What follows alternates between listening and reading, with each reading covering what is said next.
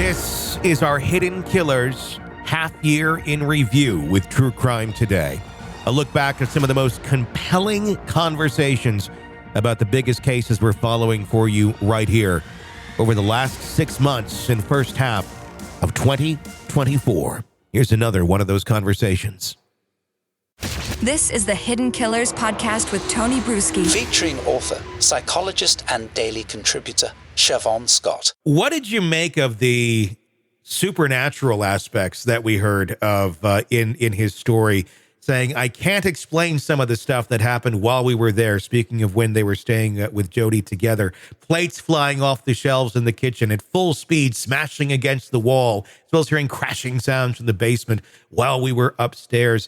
And then Kevin and Ruby enlisting the aid of a bishop to help them cast demons out in and around Jodi or evil spirits. Okay, people have their versions of exorcism and all that, so I get, like, maybe you have blessings or exorcism, whatever you're going to do to somebody. But to believe that the plates are flying off the wall and right. What the hell is that? What the hell? Yeah, I found that absolutely fascinating and frankly a bit entertaining. And you know what it spoke to me of? Have you ever, well, maybe when you were a kid, we certainly had slumber parties when I was a kid, and everybody told ghost stories. Yeah.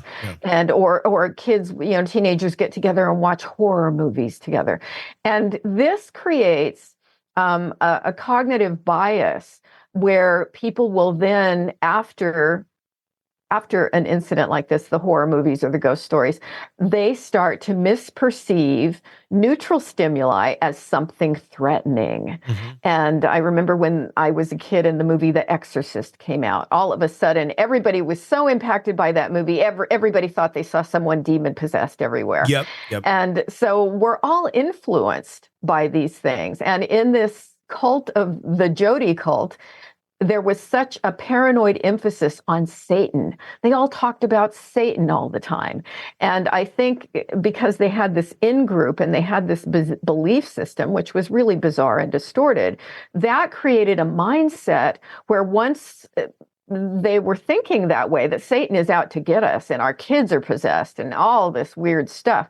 They were thinking emotionally, not rationally, and then misperceived, oh, there's a noise, it's Satan, the devil, or, a plate fell because maybe the hook on the wall or whatever, It just gave away, or somebody bumped the cat. My cat goes around and knocks things off at night, and sometimes we'll hear something and my mind will go, intruder, and it turns out the cat went up and knocked something over, as cats do. I experienced a bit of this myself when I was watching a in-depth documentary on the Golden State Killer in California, who went around and was peeping in windows, and that's how he would target people. And we've got a lot of windows in our house. And so I was going around going, we've got to put curtains up on these windows just because. And my husband goes, why are you so paranoid? And it went directly, he goes, you need to stop listening to that crap. Yeah. It went right to what I was exposing myself to. And, I just said, okay, enough mm-hmm. of the documentary. I mean, it was interesting. I needed to learn some of these details, but we do start to misperceive things. So I think this was another example of emotional thinking reinforced by the group. Yeah. And they were convincing each other, just sort of like a bunch of little kids sitting around the campfire and telling ghost stories, and then everybody gets scared. Where the account would be, we saw this happen. This happened, or even I saw this happen, even if he did not. Yes. Because the group is suggesting it, and Satan is the big thing. Exactly. And there's doing exorcisms and this or that it's easy for the mind then to take that up and go, oh yeah, that did happen. 100%. And to start misperceiving things, and, literally, hearing something and believing that it was happened. That, and people reinforce it. So it's a powerful thing. It's a group dynamic thing. And 70% of the country, I looked this data up, believes in a literal devil. I'm not in that category anymore. I did when I was a kid. I got rid of all that. But people can easily be influenced. So yeah. I mean, my dog was just throwing up earlier. I think he might have been possessed. So I got the crucifix out. We did a little exorcism. Exactly. I didn't just go, hey, you want to go outside, buddy? Have some water? No. Exorcism. Exactly. He stopped throwing up. It must have been the devil. It must have been that. Yeah. All right, we'll wrap up there. I was actually in the middle of an interview earlier, and behind my green screen here, all of a sudden I hear, and I'm like,